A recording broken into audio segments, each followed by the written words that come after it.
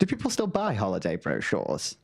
You're doing that thing again where you say words really strange. What is it? Brochure. Brochure? It's not about brochure. There's a U in it. It's a holiday brochure. A holiday brochure. Yeah. That's a bit posh, actually. Well, I'm a bit posh. Hello and welcome to Generic Drift with me, Harvey Broadhurst, and my good friend, Adam Bakewell. Hello, everybody. So, Adam, how are you this week? How have you been? Yeah, I've been pretty good. Went to a conference at the end of last week. Oh, yeah? Where was that? It was the Royal Entomological Society conference. Did a talk there. You did a talk? Yeah. Oh, wow, okay. I won £150 for my talk. No way. Yeah, I did. Second place, but 150 quid. Give us the title of your talk. A fast, slow continuum of life histories in Orthoptera. Well, if that's not worth 150 quid, I don't know what is. Funny incidents that happen in the back garden on You've Been Framed. Oh, it's 250 quid, actually. Oh, yeah, it's a lot of money. It's a lot of money. It's weird, isn't it, You've Been Framed? Because although it's still going, all of the footage looks like it was recorded in the 90s. Oh, but when it's not 90s footage, or 80s, even earlier, like, it's camera phones, and then those videos are really rubbish. Like, I think that the camera phone has ruined You've Been Framed. People don't take funny videos anymore. People do take funny videos. They just don't send them to You've Been Framed. They upload them to the YouTube. That could be true as well. That is true. Okay. It went off after Lisa Riley left. I thought it was Liza Starbuck or whatever her name was. Well, it's Lisa Tarbuck. Lisa Riley from Emmerdale, you know, Mandy. Oh, yes. Quite a big girl. Yes, I do know Mandy. Mandy Dingle. The Dingles, Zach Dingle and friends. Before we get into the meat of our podcast, I think it's important to follow up on something that we've been talking about previously in previous episodes, and that is the Falcon Heavy launch. Because since our last episode, the rocket has been launched. We actually recorded the last one a couple of days before it was launched, and there was a bit of a rush to get that edited and uploaded to YouTube before. I call it YouTube on purpose, by the way, just because Americans do.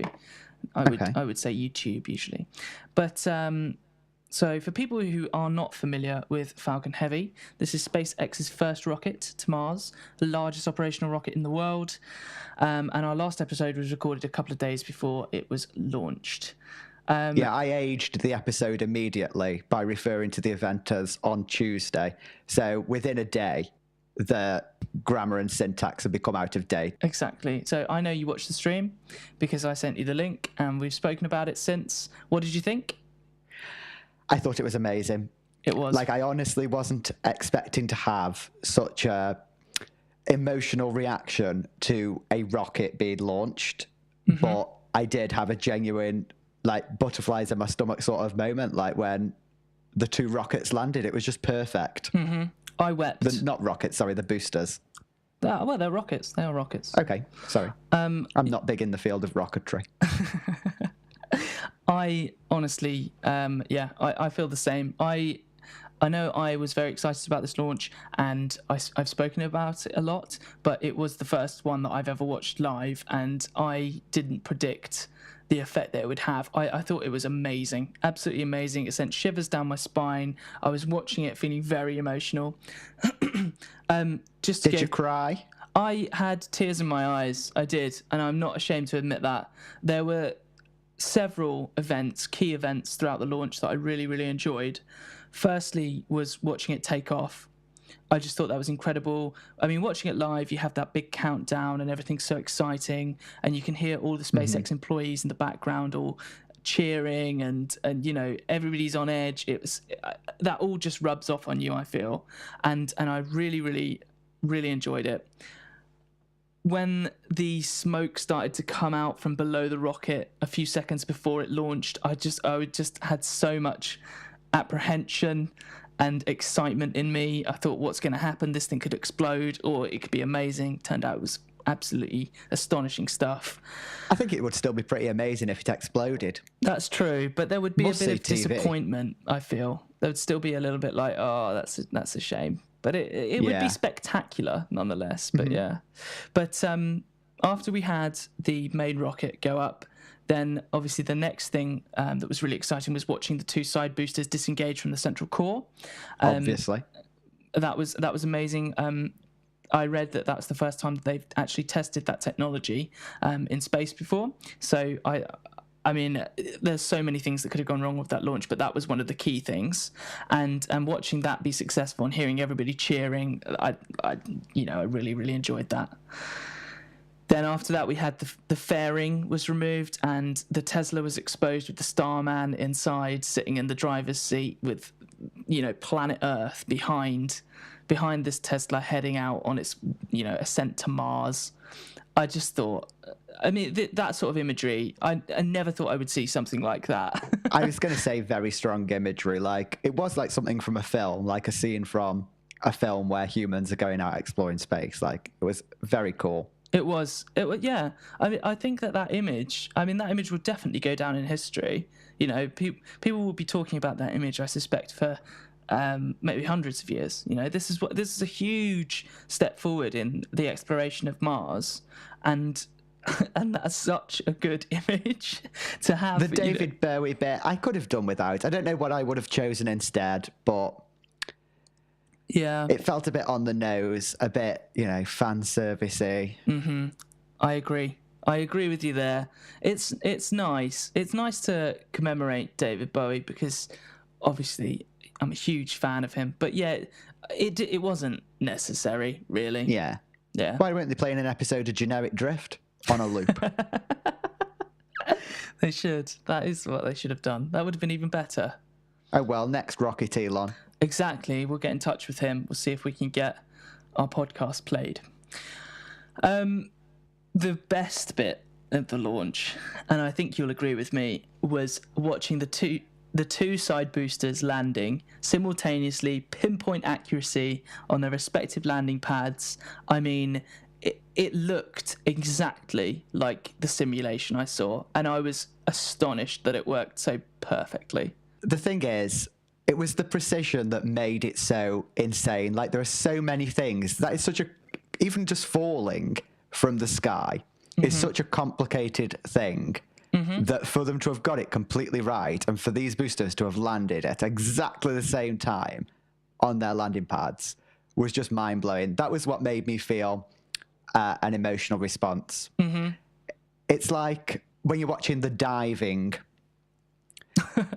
obviously not our divers, but the Chinese ones, like they're perfect and it makes you feel something. It's not just like a vehicle parking. It is. They were just as good as Chinese divers. Did you see the GIF this week of the walking skate? No. So this is a skate as in like the little shark. Yeah, the cartilaginous fish. So the GIF is a GIF of it, sort of an X-ray kind of affair of it walking. Right. And you can see it using the 2 fins on the bottom to crawl across the floor of the sea on 2 legs. Well, 2 fins, obviously. So it uses them like little feet. It uses them like little feet to walk around the seafloor. Send me this GIF. I'll send you the whole piece. Oh, yeah. Okay. Thanks very much. Nothing better on a podcast than describing something in the visual medium. Well, we can... I'm only joking. Yeah, I'll put it in the show notes. That's fine. Maybe you can come up with an even better way to describe this, to paint a word picture. Exactly, that's what I want to do. That's what I'm going to do now. Oh, okay, I see. So, yeah, so he uses his little back fins exactly like, I'd say maybe a lizard uses its rear legs. Well, this is exactly the point. Like, the word exactly is correct in this instance because they're using the same genes, apparently, and the same, like, neural processes, the nerves, to walk as we do in mammals and, other terrestrial creatures. Okay. The reason I say lizard is because I think just the way the feet sort of stick out. Yeah, the gait as well. Obviously, our legs are a lot closer together. But well, we are kind of a outlier in terms of a gait. No, that's true, of course. But also, it's the 1 foot before the other sort of move, isn't it? That's what I would define as walking. Yeah, because I could imagine in the sea, something moving by just like pushing itself up and floating along a bit and pushing itself up. But this is actually like 1 foot touches the floor, drags it forward, the other foot touch it, like it's proper walking. Yes, yeah, not like float walking. 1 foot in front of the other, as opposed to just two together. Hopping would be really cool. The other way. Hopping is when they both work together, isn't it? Not in hopscotch. Jumping then, but like hopping like is a where you kangaroo use hops. One. Yeah, this is cool, and it's also very cute. The sort of thing that I was a little bit less happy about the tone of the article was it kind of suggests that this is sort of definitive proof that that's how we evolved. Like, it definitely made us evolve in the sea with like creatures that walked in the sea before then walking on land, which I don't necessarily think is definitely the case from this evidence. Oh yeah, I think there's, I mean, if we go back to pre-tetrapod evolution and we look at the fact that the Earth or the land was vastly underused and the plentiful resources and an amazing place to go to escape predation, I think there must have been such a pull. I mean, there definitely was such a pull for animals to exploit that space. And I was reading an article this week actually about tetrapod evolution and the evolution of walking on land that looked at the tides. And I did see that. I was going to read that for the... I didn't read it, but that was one of the things I considered for the show. So at this time period, I can't remember when it was exactly, but the moon was a lot closer to the Earth. So the tides were very different to how they are nowadays. And what these scientists expected is that fish would be stranded. They'd come in on the tide, and then they'd be stranded in little tide pools. And then the tide would go out, and they'd have to wait, maybe I think it was like 12 hours or something until the tide came back in. So there was a huge pressure on these fish to either evolve to be able to survive in these pools, where there's less, the effects of gravity are much stronger. For example, you don't have so much support, but also for these fish to evolve mechanisms that allowed them to travel back from the pools into the sea. Yeah. So that could have been, one stage in the way that fish evolved to have limbs or rather, fish evolved to walk on land. But I suspect it was, and I think that these scientists said this, but it was probably like lots of different factors, and there was lots of convergent evolution, because as I say, it's such a, there must have been so much pressure to get up on the land. Yeah, how many origins of terrestrialism were there? Yeah. And I do think it will be quite a lot, because even now, like, you look at, what are they called, mud skippers? Are they the ones that go across the mud flats? That's right, yeah. And then you've got things like this that are walking, which is arguably on like the same sort of path. It's actually an area of science that really does interest me. The evolution of tetrapods and walking on land. I think it's... Yeah. I remember studying at university with Tiktaalik, is it? The... like crocodile-y sort of amphibian creature. Yeah, that sort of stuff is just I don't know. It's such a huge step. Pardon the pun. My new science news is related to Antarctica. Okay. Which is a subject that is of infinite fascination for me. I love Antarctica and the science that goes on there. I think it's fascinating. I don't think it's that good, is it? Antarctica, there's nothing there. Oh, there's lots there. There's so much there. There isn't so much there. It's not a diverse region. Right. We'll get onto this. Let me tell you about the news of Antarctica this week. So it was announced this week that a team of scientists from the UK are going to be heading to Antarctica to conduct some a new research or new study. And this is because a giant iceberg and I mean giant, this thing's huge, is it's 6,000 square kilometres. Okay, yeah, that's pretty big. That's almost twice the size of Long Island in New York. I have no idea what that scale means. Well, okay, for our UK listeners then, that's more than 15 times the size of the Isle of Wight. Okay. But for people who aren't familiar with the size of the Isle of Wight... It's 60,000 kilometres squared. It's 4 times the size of Greater London. That's pretty big, right? Yeah. Yes. Okay. big- I can sort of imagine that Greater London is huge. Exactly. Everything like... The fact that Greater London is so much bigger than the Isle of Wight is also insane. Oh, yeah. It's enormous. Think of everything inside the M25 and maybe outside. I don't know where Greater London ends, actually, but it's huge, right? Okay, anyway. So this iceberg has broken away from the Antarctic Peninsula. That's the bit that, the peninsula that sticks up very close to South America. Yeah. I don't know if you're familiar with the shape of Antarctica, but it's like a big tail sort of coming off. Anyway, this big old iceberg has broken away from the Antarctic Peninsula, and the UK team are now heading out there to study the marine life who have now been exposed because of this breakaway. So a new area of the seabed has been exposed, and the UK team want to study the marine life as it responds to the subsequent environmental change that's going to happen there. Yeah. So nice. Yeah, so obviously things like sunlight is now entering the water, so new species are going to colonize or whatnot, and old species or other species might really struggle with these new conditions, and they think that it's going to provide a really good model to see how climate change is going to affect other areas of the world. Yeah. So anyway, I thought this study was really interesting, not because it's, particularly groundbreaking stuff, but I just thought that it might bring up the question. Antarctica is a place that I am obviously fascinated by, and I would love to go there one day. I would absolutely love to go and see some whales and some emperor penguins and all sorts of stuff like that. Honeymoon? Do you think Bella would be happy with that? No, Bella would not be happy with that. I am wondering, as somebody who has left the scientific community, speaking to somebody who is still within the scientific community, award-winning. An award winner, yeah.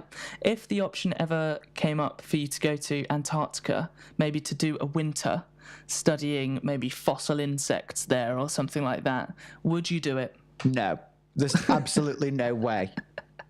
Why not? I think I'm probably untypical for you to speak to, like for an ecologist at least, which is sort of what I am. For me to sit here and say no, but I can genuinely say no. Yeah, I'm not bothered about the cold. The darkness, I think, would bother me. Well, what about, it's either, very dark or very light. Then that would get on my nerves as well. Variety is the spice of life when it comes to daylight, I think. I agree with you. I think that would be one of the hardest things, would be the constant daylight or constant darkness. Excessive vitamin D or not enough vitamin D. But from my perspective, when I think of Antarctica, I think of it as this unspoiled landscape that still holds so many secrets. Obviously, it's as a continent, it used to be of a much higher latitude, and so there are fossil remains there from things like frogs and insects that you would associate with more of a tropical environment. Yeah. And I just think that these things, it's obviously so hard to get to Antarctica, it's so hard to live there. There must be so much to learn there that we haven't uncovered, and in my mind, it's like the final frontier of exploration on planet Earth. Well, the deep sea as well. Yeah. No, you're right. I think the deep sea actually. is more interesting than Antarctica, but you wouldn't catch me in the deep sea either, to be fair. It's just not for me. I'm quite happy sitting at my computer Googling. Really? Yes. Keep your field work. So, you don't fancy Antarctica? You won't go? I will not go.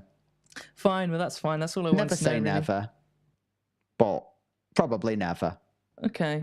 if I was still a zoologist and Yeah. I was that was going to be my career, I think that would be where I wanted to go next. I'd be like, I'm going to Antarctica. I'm going to study, I don't know, the birds there. I'm going to study the whales there. And Okay. and I'd just do a year, and then I'd come back and I'd be like, I spent a year in a really harsh environment. I'm now a member of a really exclusive club, and I'll always be able to talk to people about my experience in Antarctica. I am a person who needs people, I think. But I think they I'd have people struggle with there. not enough, and they're all scientists, Yeah. which a lot of my friends are scientists, but Yeah.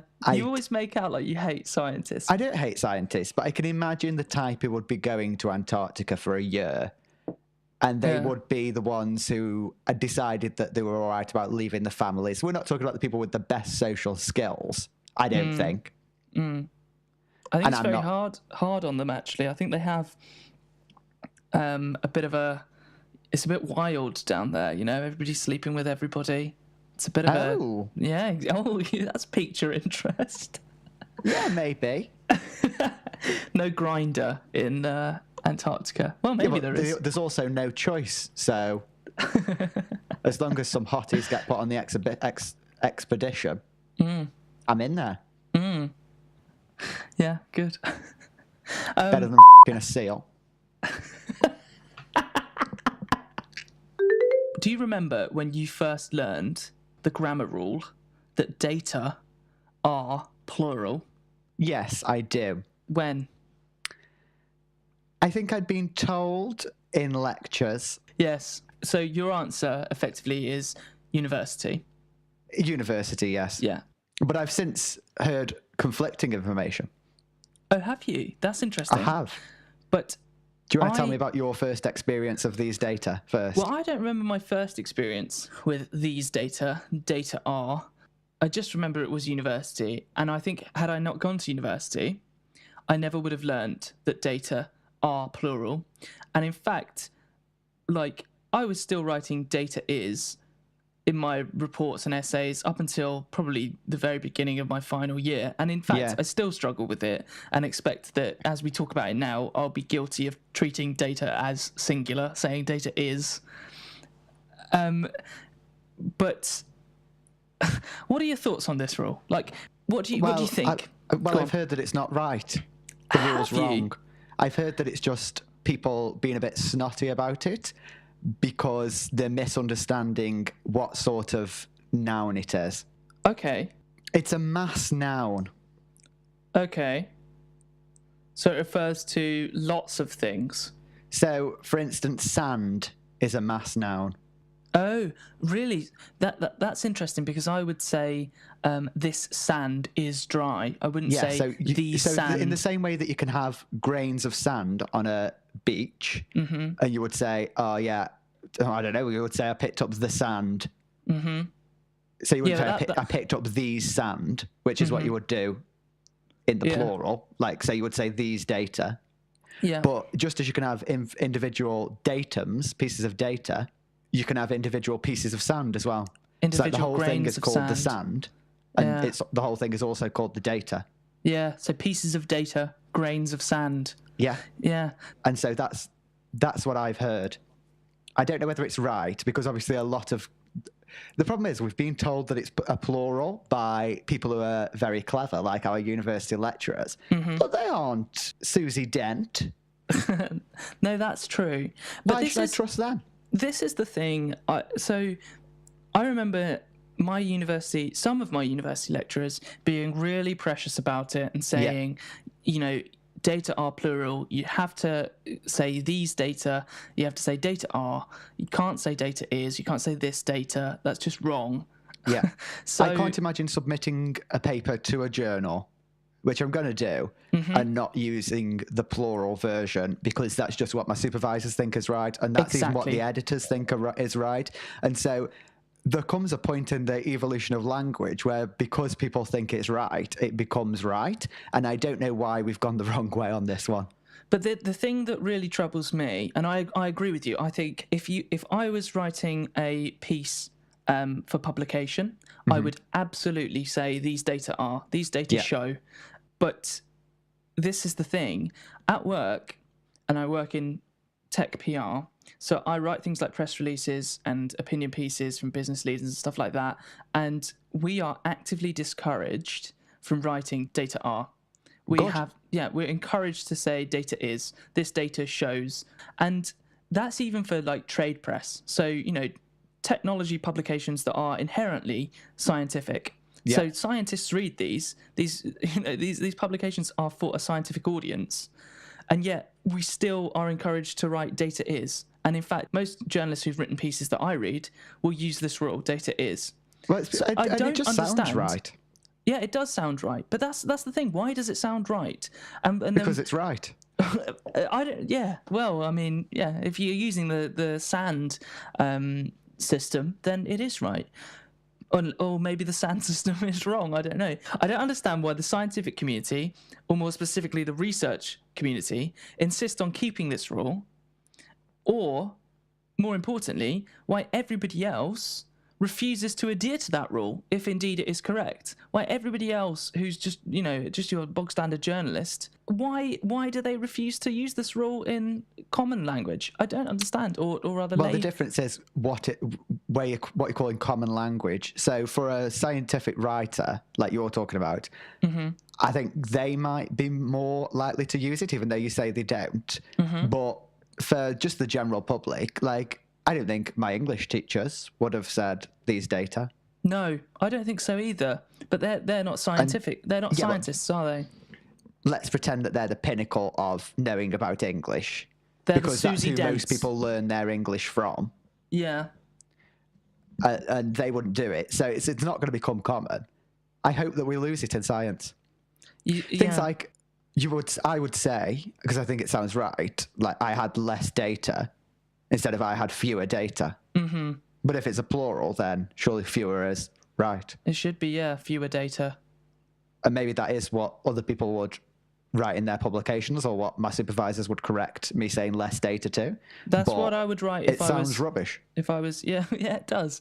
Now, well, I don't know. This is the thing. I don't mind either system. I don't mind having data are or having data is, but I wish there was a general consensus in language that we follow, and I don't understand why the research community are so committed to treating it as a plural when everybody else is saying no, we're not doing that. Yeah, exactly. Or otherwise, why doesn't everybody else get on board with this? And they're like, no, this is right. This does make sense because of the mass noun that it is. We need to treat it this way. And also, while we're there, we should treat sand that way as well, or whatever. I don't mind that. I hate the disparity between two different communities using language in different ways. That just doesn't make sense to me at all. A grammatical rule should be followed. I don't know whether you know this, Harvey, but in some places they speak different languages. It's not that though. That's the thing. That's absolutely fine. But this is not something that's marked by geography or culture or anything like that. This is everybody using the same language, people communicating this research to other people. So I write a paper and I give it to Nature and they publish it. And then a journalist writes up about my paper, and then they use a completely different, rule. Yeah, they change it. That doesn't make sense. It doesn't. I think that society needs to come together and decide hard and fast what is the rule.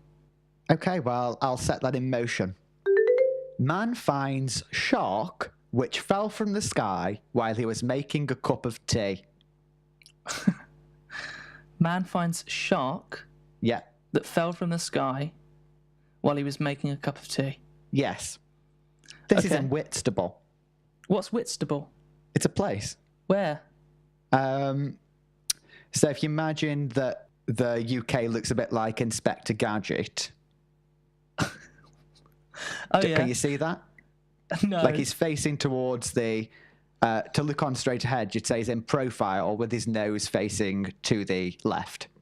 Okay, yeah. To America. Yeah. And Whitstable's sort of on his arse. It's near the sea. Okay, the East Coast. Yeah, but sort of that little covey bit. Near Kent. I don't bloody know. I didn't go here for geography. Hold on. Whitstable. Let me look it up. I'd never heard of Whitstable. Okay, yeah, it says close to the Kent coastline, so it's Whitstable. Yeah. Okay, it's like cool. a seaside town. Oh, lovely. It looks lovely. Whitstable. Oh, yeah. Well, not if there's flying sharks. Yeah, okay, right. Back to the shark. So it was a cat shark. A cat shark. Okay. And so a small shark. Oh, yeah, it's a small shark. And I immediately pictured a great white. I don't know why. I think that's just because that's my go-to shark. When people say shark, I'm like, oh yeah, great white. Not around the UK though, are they? No, that's true. I should have thought, but I didn't know where Whitstable was. So okay. So there's a picture of the shark with the man standing, pointing the camera down towards his feet and the shark, and he says, "My feet are size 10, so this beast is a good 2 feet long." I don't know whether... What? They obviously don't have rulers in Whitstable. Because he's gone to the media, the press, without... The only measurement he's got is his own feet. His size 10 foot. Yeah, but, it's nice to have a bit of scale anyway. It's not a huge thing. But he reckons... Guess how you think he thinks it got there? No, okay. I'm going to add a little disclaimer here. Okay. Before I guess. I don't think this is the way it happened. Okay. But I think the way he thought it happened is it was sucked up into a rain cloud through the process of evaporation. No, that is not what he thought. Okay. Is this just because he did an interview with the Daily Mail? No, I've just heard of that sort of stuff happen before. Well, some of the comments are saying Sharknado.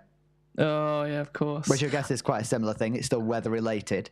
I've heard of frogs.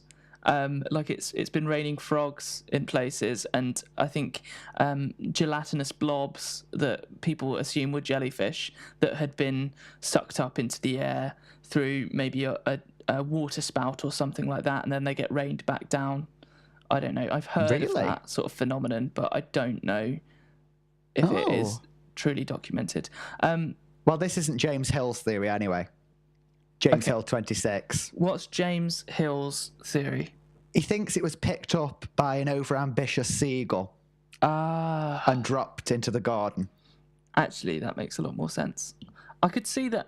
I would probably not go for a seagull because seagulls are very small. Perhaps a herring gull. Are they, though? Yeah, seagulls are. Seagulls are not very big. A black-headed gull or something like that are small. A herring gull is large. But again, I don't think large enough to pick up a cat shark. I reckon it was probably something bigger than that, like some sort of bird of prey or something. I don't know. I've been to the seaside before. Well, okay, I'm thinking Liverpool specifically, which I wouldn't call the seaside. Mm-hmm. And the seagulls there are huge. Yeah, I think you're thinking of herring gulls. Oh, are they herring gulls? Yeah. Although they might be a type of seagull, I'm not sure. I'm not that familiar with the seagull family. I think the seagull is a specific species, and then there are lots of types of gulls. That's the way I sort of think of it, yeah. And I think of seagulls as the ones that do that chattering, that sort of stuff. Yeah. And then the herring gulls are different. Well, obviously, I didn't just want to come on this show with James Hill's opinion, because that is mindless speculation. Of course, it was reported in the Daily Mail, for crying out loud. So I reached out to a scientist. Oh, yeah? An ornithologist, Dr. Jorge Sanchez Gutierrez. Oh, I actually reached out to several, but he was the only one that replied. Okay. Not trying to shame anyone. And he said the same as you, actually. It could have been done by a big gull, like the lesser black back gull, or a herring gull. Mm-hmm. But he thinks that would probably have been the shark was already out of the water, like the shark had dehydrated. Yeah. And then the gull had picked up a dead shark.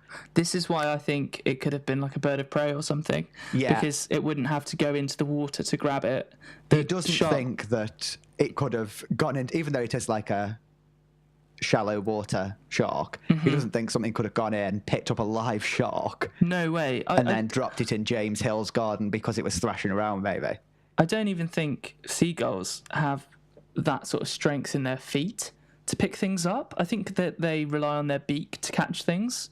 I might be wrong there. Yeah. You can ask I don't think... our expert ornithologist, but...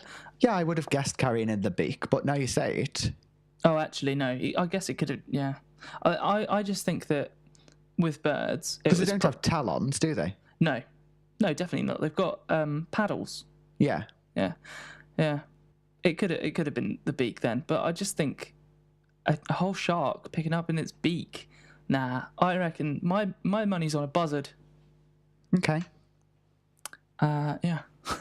We'll never be able to tell, really. Well, what we could do is we could go to Whitstable with a load of cat sharks and lay them on the beach and see if we can catch the perpetrators in action. Or an actual way to do it would be to do like an eDNA approach.